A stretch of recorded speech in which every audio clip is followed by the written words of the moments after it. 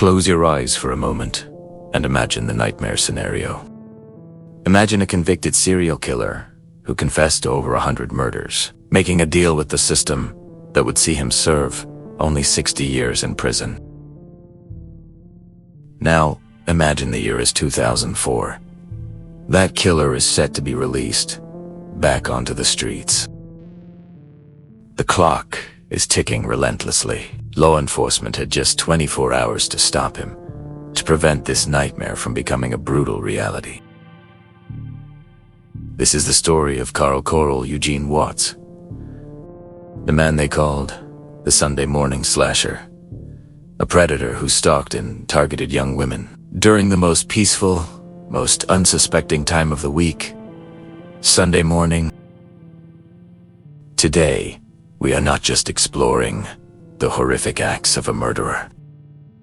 We are digging into one of the darkest secrets of the American justice system, examining the moment when pragmatism overshadowed principle.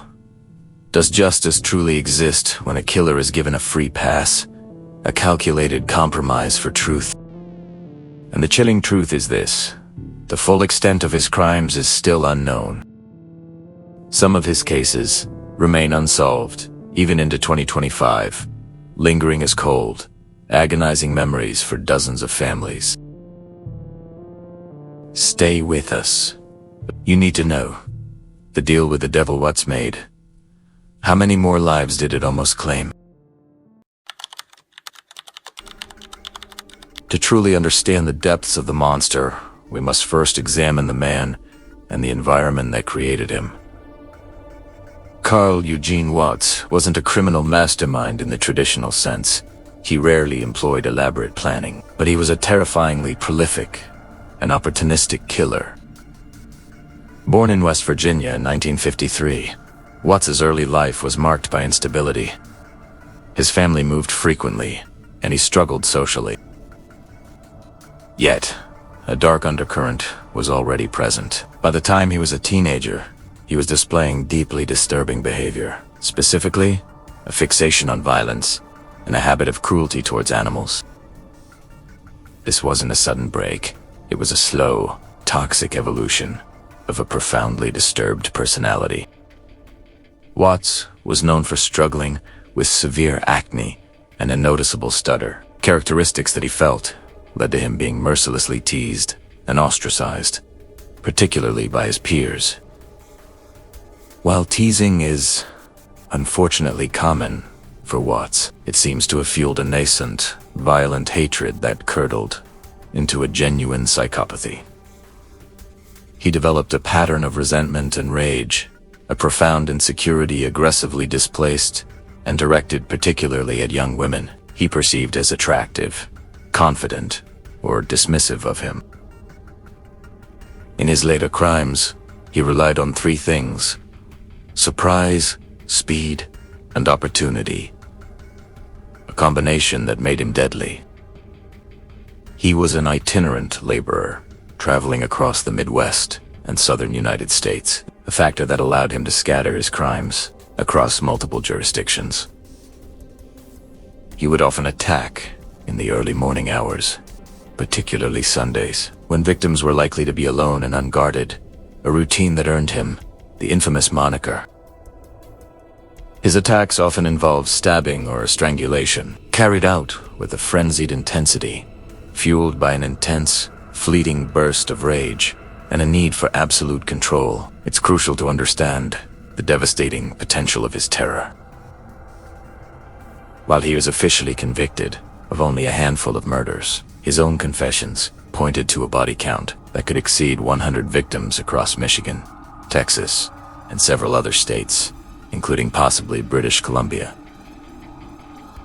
This vast geographical range is a testament to the limitations of cross-state police work in the 70s and 80s, and the shocking efficiency with which he operated beneath the radar of fractured police jurisdictions.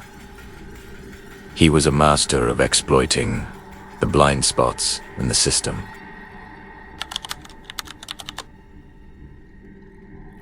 The numbers themselves are staggering, but behind every statistic is a stolen life, a family shattered, These were not just random acts of violence. These specific cases are the key to understanding the big picture of Watts's career, the police failures, and the legal catastrophe that followed. Case 1. Gloria Steele. The first step. Gloria Steele, 20 years old, a bright student in Kalamazoo, Michigan. The year was October 1974. This incident is widely believed to be Watts's first recorded murder, a horrifying debut for a long, gruesome career. The attack wasn't purely about brute force. It showed a terrifying level of calculated deception and initial planning. Watts approached her home by knocking on the door and asking for someone named Charles. This specific Charles Ruse was his tactic to momentarily disarm the victim, to gauge her vulnerability, and to provide a quick, plausible reason for being on her doorstep. When she explained he had the wrong address, he forced his way in. The tragedy of Gloria Steele established the beginning of a monstrous, predictable pattern of aggression masked by petty deceit. The investigation at the time was severely hampered by the sheer unpredictability of the attack. It seemed isolated, a local tragedy, with no immediate, tangible forensic evidence linking the crime to a transient suspect like Watts. It was filed as a one-off homicide, failing to trigger any alarm bells about a nascent serial killer. Case 2. Helen Dutcher, the legal catalyst. Helen Dutcher, 36, an employee in Ferndale, Michigan. Her death in December 1979 would later become directly linked to the most infamous aspect of the Watts case, the Plea deal. Unlike some of his other chaotic attacks, the evidence connecting Watts to Dutcher's murder was circumstantial, but robust, involving neighbor sightings and timeline reconstruction. However, when the time came for prosecution, the critical obstacle was the multi-state nature of the crimes and the uncertainty surrounding the admissibility of the evidence collected years earlier. Prosecutors, operating under intense pressure to stop the bloodshed in Texas, found themselves with a situation where securing a conviction on all charges felt precarious. The lack of standardized forensic evidence collection protocols across state lines in that era, combined with the difficulty of transporting and validating witnesses decades later, complicated the pursuit of justice. This legal uncertainty, this desperate need for immediate resolution, laid the foundational groundwork for the deal with the devil that would haunt law enforcement for the next 2 decades. Case 3. Elizabeth Montgomery, the Texas escalation. By September 1981, Watts had migrated and was operating in Houston, Texas, a massive urban center where he blended seamlessly into the transient workforce. Elizabeth Montgomery, 25, was a student full of promise. Her murder marked the peak escalation of Watts's violence, both in frequency and brutality. Houston was a large, rapidly growing city, a perfect hunting ground for a killer who was constantly moving and operating under the guise of an ordinary utility worker. The sheer volume of Watts's attacks in Texas overwhelmed local law enforcement. Police were desperately dealing with a spike in assaults and homicides involving young women, but without a cohesive, multi-jurisdictional task force, and lacking a clear pattern, the connection to a single suspect remained elusive for too long. Montgomery's case is a stark reminder of the social impact and the climate of fear Watts created in the community, fueling public demands for effective investigation and creating one of the most terrifying criminal cases of the 80s. The anonymity of the city became his protective shield. Case 4. Lori Lister, the survivor's victory. Lori Lister, 21, also in Houston. The date was May 1982. This was Watts's final, decisive attack, And it ended not in complete tragedy, but in the beginning of justice, thanks to a remarkable stroke of fortune and the incredible bravery of the victims. Lista was brutally attacked, but critically, her roommate, Melinda Leake, survived and provided a crucial, detailed description of the killer and his unique getaway vehicle. This survival and testimony was the crack that finally shattered Watts's facade. The accurate description, combined with recovered forensic evidence, however limited by the standards of the time, finally gave police the concrete leads they needed to stop him. Lister and League's survival wasn't just a personal victory. Their testimony was the essential human key that unlocked the case, leading to his initial arrest and providing the foundation for every future legal action against him.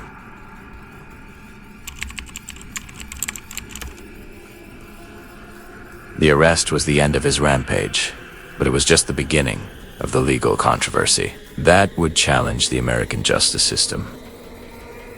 The central, agonizing question of the Watts case revolves around the deal with the devil. Watts was facing overwhelming evidence for the Lister attack, yet the complexity of cross-state jurisdiction, the difficulty of prosecuting all the confessed cold cases, and the lack of robust forensic technology in the early 1980s gave the defense a shocking opening. Prosecutors in Texas, desperately trying to secure a quick win, close a massive backlog of unsolved crimes, and ensure Watts would never walk free, for his immediate Texas crimes presented a high-stakes, ethically compromised offer. The deal was this: Watts would confess to dozens of unsolved murders and assaults across several states, providing details that would bring closure to devastated families. In exchange, he would plead guilty to a single charge of burglary with intent to murder. The punishment, a mere 60-year sentence. Furthermore, because of the lenient parole and good time laws in Texas at that time, his good behavior and time served meant he would be eligible for parole and mandatory release in as little as 20 years. The prosecutor's reasoning was harsh, but practical. By securing his confession, the families could finally find closure, and a dangerous killer would be off the streets, even if his sentence felt far too lenient. This decision ignited public outrage and became a seminal moment in true crime history. The tragic, unforeseen consequence was the massive legal loophole it created. Specifically, Watts could not be prosecuted for the murders he confessed to. Because of the double jeopardy principle, he had already been sentenced for the crimes that were covered under the comprehensive plea agreement. This meant the state essentially traded justice for closure. This brings us back to Helen Dutcher. Her case, in Michigan, was strong but separate from the Texas convictions. However, the fear was that any future prosecution would be hampered by the plea deal's messy stipulations and the legal wrangling that would follow. In the eyes of many, the state exchanged real, robust justice for a quick, albeit profoundly unsatisfying, resolution. This set the stage for the terrifying countdown in 2004, where the legal system's desire for efficiency threatened to free one of America's most prolific serial killers.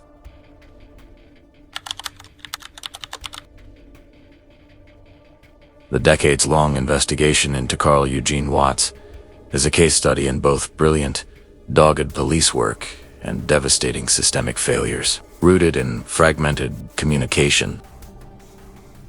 For years, law enforcement agencies in different states were chasing separate, seemingly unconnected ghosts. The early years, particularly the efforts in Michigan, following the Gloria Steele and Helen Dutcher murders, were characterized by the difficulty of connecting the dots across county and state lines.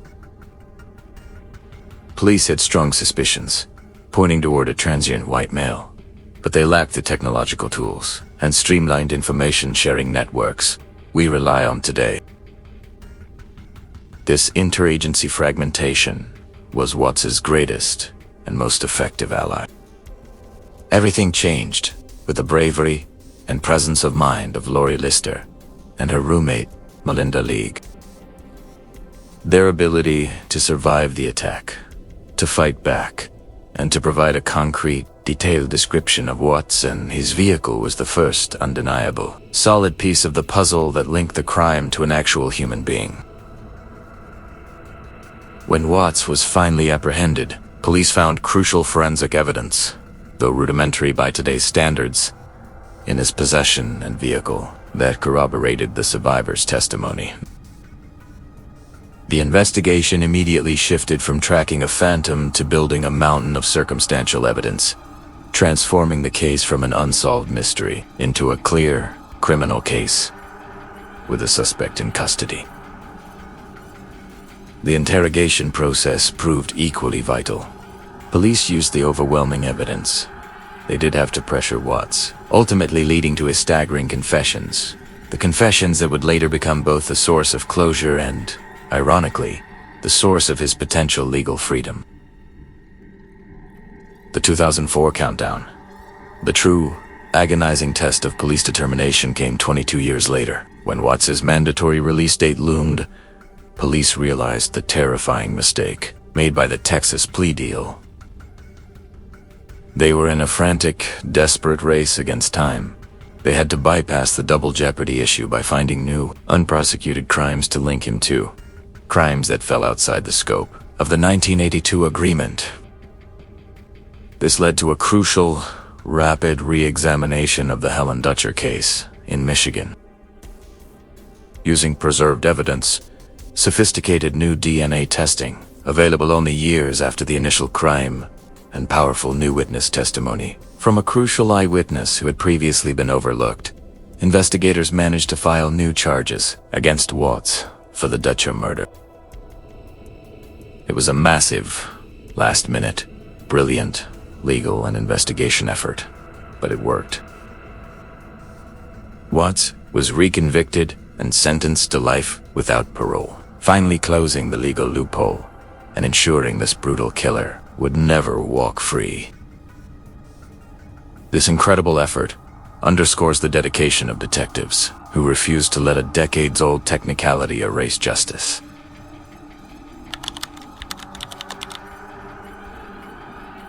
To truly analyze the criminal, we must look beyond the surface level of his crimes and delve into the deep wounds of his psyche.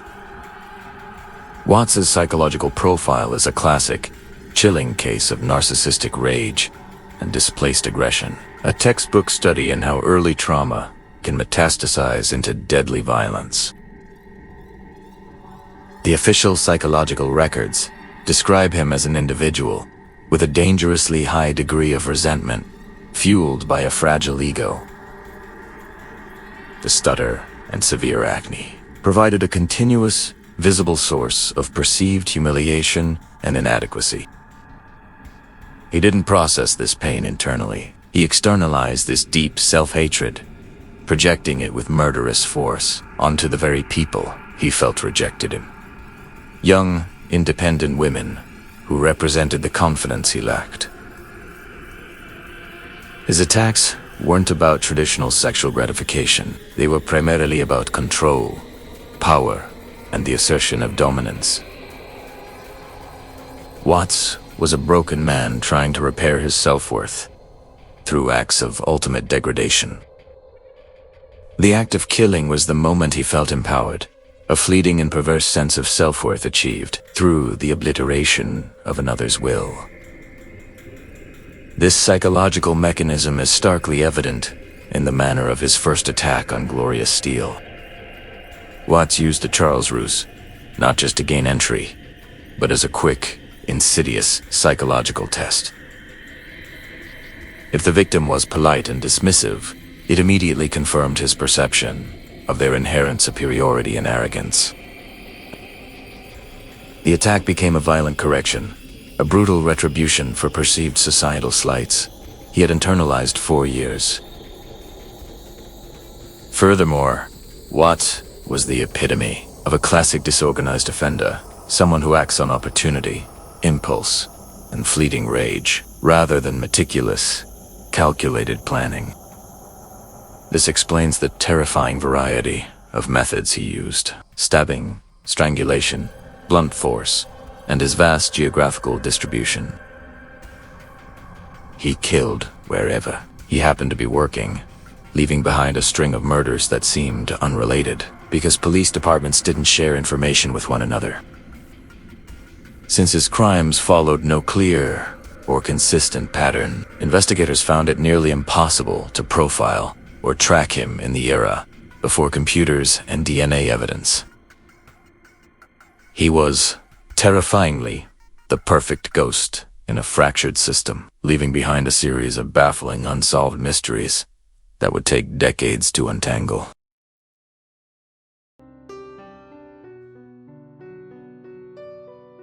Watts's reign of terror did more than claim lives. It fundamentally altered the sense of safety across the communities he touched. His impact in places like Houston, where Elizabeth Montgomery was murdered, was profound and long-lasting. The community was paralyzed by a fear of the random and the inexplicable. The Sunday morning slasher moniker meant that even the quietest, most private moments were viewed with suspicion. This pervasive fear led to tangible shifts in societal behavior, forcing women to take extra precautions and fostering a deep distrust in the ability of law enforcement to protect them across jurisdictions.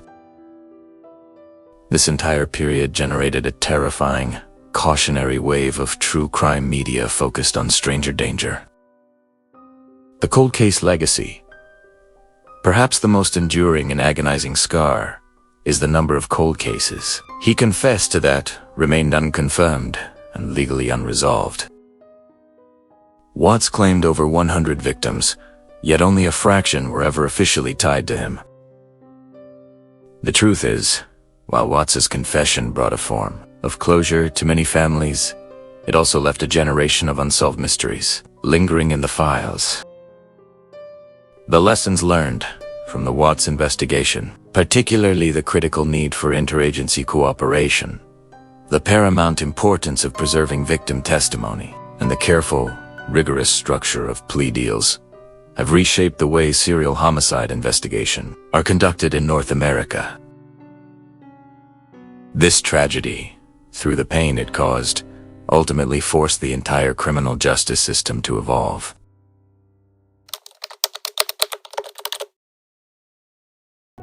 The story of Carl Eugene Watts is a chilling, complex reminder of a killer's devastating potential and the system's human, yet profound, failings. He was a ruthless predator whose crimes stretched across states and decades.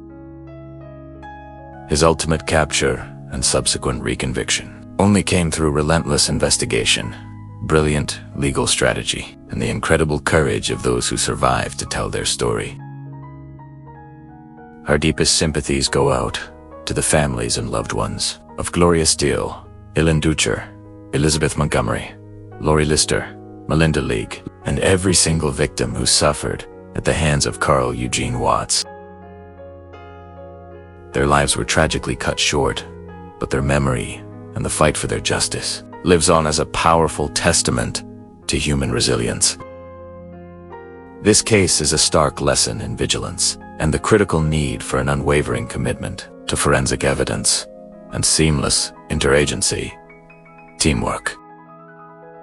It reminds us that justice is not just a sentence. It is the tireless, often decades-long pursuit of truth and resolution against overwhelming odds.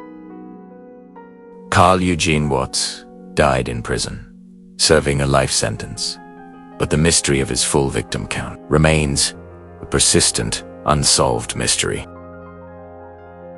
As new technologies emerge, we can only hope that every single family he harmed will eventually receive the closure they deserve. Thank you for joining us as we explored this dark chapter in criminal history. If you value this deep dive, analytical approach to true crime documentaries and investigation, please consider gently supporting our work.